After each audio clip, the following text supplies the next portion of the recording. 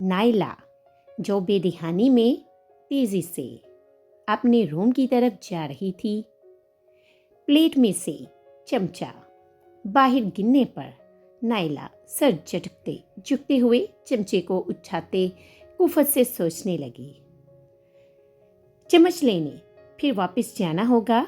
Naila को देखते आसफ नवाब की आंखें चमकने लगी।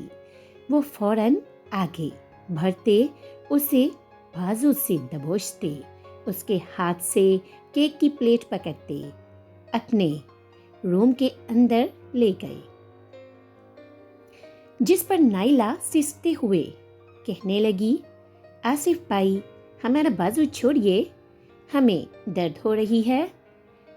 आसिफ गुस्से से प्लेट एक साइड पर रखते हुए उसके मुंह को दबोचते हुए कहने लगे, हमारी सिर्फ एक ही बहन है और वो सोफिया है।